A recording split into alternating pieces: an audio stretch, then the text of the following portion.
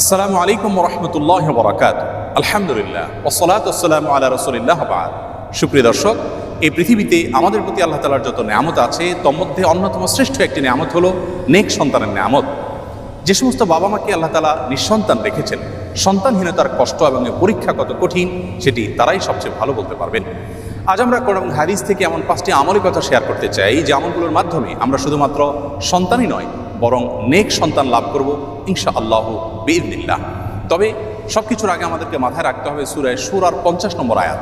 আল্লাহ তাআলা বলেছেন, ইয়াহাবু লিমান ইয়াশাউ ইনাথা ওয়া ইয়াহাবু লিমান ইয়াশাউ যুকুর আও ইউযাওয়িজুহুম যুকরানা ওয়া ইনাথা ওয়া ইয়াজআলু মান ইয়াশাউ আকীমা। যার অর্থ হলো আল্লাহই হলেন সেই মহান সত্তা, তিনি যাকে ইচ্ছা তাকে কন্যা সন্তান দান করে থাকেন, যাকে ইচ্ছা তাকে পুত্র সন্তান দেন, আর যাকে ইচ্ছা তাকে উভয়টি দান করেন, আর যাকে ইচ্ছা তাকে কোনোটি দান করেন না। আমাদের অনেক ভাই বোন আছেন যারা সন্তানহীনতার কষ্ট এবং দুঃখ গোছাবার জন্য, লাঘব করবার জন্য অনেক মাজারে গিয়ে ধর্ণা দেন, সেখানে গিয়ে সন্তান প্রার্থনা করে থাকেন। এই কাজটি আমাদের ঈমান হরণকারী একটি কাজ। আরও অনেক কাজ করে থাকেন অনেকেই, যে কাজগুলো আসলে আমাদের ঈমানের সঙ্গে সঙ্গতিপূর্ণ নয়। এই জন্য সর্বপ্রথম মাথা রাখতে হবে যে সন্তানহীনতার কষ্ট এবং দুঃখ এটি গোছাবার জন্য, সন্তান লাভের জন্য, অনেক সন্তানের জন্য শুধুমাত্র আল্লাহ তাআলার কাছে আমাদেরকে প্রার্থনা করতে হবে।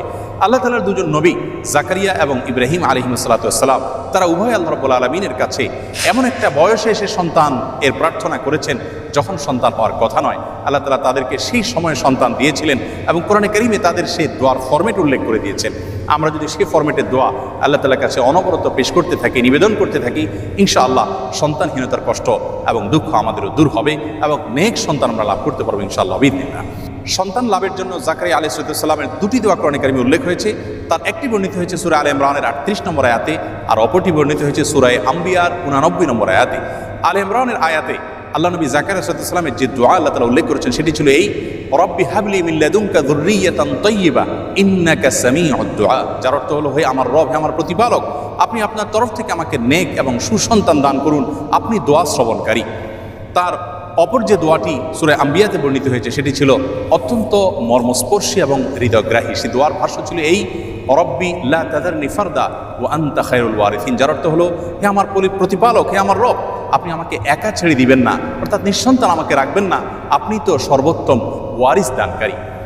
আল্লাহ নবী ইব্রাহিম আলাইহিস সালাম আল্লাহর কাছে সন্তান চেয়ে যে দোয়া করেছেন কোরআনে কারীমে সেটি আল্লাহ তাআলা উল্লেখ করেছেন। ছোট্ট একটি দোয়া সূরা সাফফাতের 100 নম্বর আয়াতে দোয়াটি বর্ণিত হয়েছে। সে দোয়ার ভাষ্য ছিল এই, রব্বি হাবলি মিনাস সলিহিন। যার অর্থ হলো, হে আল্লাহ, আপনি আমাকে নেক সন্তান দান করুন। এর মাধ্যমে তিনি আল্লাহ তাআলার তরফ থেকে ইসমাঈল আলাইহিস সালামের মতো নেক সন্তান লাভ করেছিলেন। জাকারিয়া আলাইহিস সালামের যে দুটি দোয়া আমরা উল্লেখ করেছি তার মাধ্যমে তিনি আল্লাহ তাআলার কাছ থেকে ইয়াহয়া আলাইহিস সালামের মতো নেক সন্তান লাভ করেছিলেন। প্রিয় দর্শক, তাহলে নেক সন্তান লাভের জন্য দুজন নবী থেকে 3টি দোয়া আমরা শিখলাম, জানলাম। সেই দোয়াগুলো আমরা যে কোনো সময় বেশি বেশি করে পাঠ করতে থাকবো ইনশাআল্লাহ। সেই সাথে চতুর্থ যে দোয়ার কথা বলবো সেটি বর্ণিত হয়েছে সূরা ফুরকানের 74 নম্বর আয়াতে। আল্লাহ রাব্বুল আলামিন সেখানে দোয়ার যে ভাষ্য আমাদেরকে নিজে শিক্ষা দিয়েছেন সেটি হলো, রব্বানা হাব লানা মিন আজওয়াজিনা ওয়া যুররিয়াতিনা কুররাতা আয়ুন ওয়াজআলনা লিল মুত্তাকিনা ইমামা। যার অর্থ হলো, হে আমাদের প্রতিপালক, আপনি আপনার তরফ থেকে আমাদেরকে এমন জীবনসঙ্গী এবং এমন সন্তান দান করুন যে সন্তান আমাদের চক্ষুকে জুড়িয়ে দিবে, অর্থাৎ সার্বিকভাবে পারফেক্টনেসের মাধ্যমে তাদের দিকে তাকালে আমাদের নয়ন জোড়াবে, এবং আমাদের সকলকে আপনি মুত্তাকিদের এবং নেককারদের ইমামে পরিণত করে দিন। সেই সাথে সহবাসের সময় নবী আলাইহিস সালাম যে দোয়া শিক্ষা দিয়েছেন সেই দোয়া পাঠ করার মাধ্যমেও আল্লাহ তাআলার কাছে নেক সন্তান আশা করবেন এবং প্রার্থনা করবেন। 5 নম্বর এবং সর্বশেষ যে আমলটি কথা বলতে চাই সেটি হলো ইস্তেগফার। ইস্তেগফারের মাধ্যমে আল্লাহ রাব্বুল আলামিন তার বান্দাদেরকে সন্তান দেওয়ার মাধ্যমে সমৃদ্ধ করে থাকেন, নেক সন্তান দান করে থাকেন। এবং এ বিষয়ে সূরা নূহের 10 থেকে 12 নম্বর আয়াতে আল্লাহ রাব্বুল আলামিন বিস্তারিতভাবে আলোকপাত করেছেন। প্রিয় দর্শক, অতএব আসুন আমরা আল্লাহ তাআলার কাছে নেক সন্তান লাভের জন্য আম্বিয়া আলাইহিস সালামের শেখানো দোয়া এবং সাধারণ যে দোয়া সূরা ফুরকানে বর্ণিত সে দোয়া বেশি বেশি করে পাঠ করি, এবং সহবাসের সময় মা বাবা অবশ্যই আল্লাহ তাআলার কাছে উভয়ে দোয়া করবেন, নবী আলাইহিস সালামের সেই শেখানো দোয়া। সেই সাথে বেশি থেকে বেশি আমরা ইস্তেগফার করব।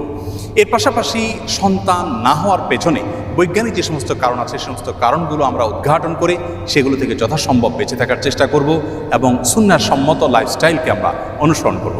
আল্লাহ তাআলা আমাদের সকলকে নেক সন্তানের এই মস্তবানে আমত লাভ করে ধন্য হওয়ার তৌফিক নসিব করুন।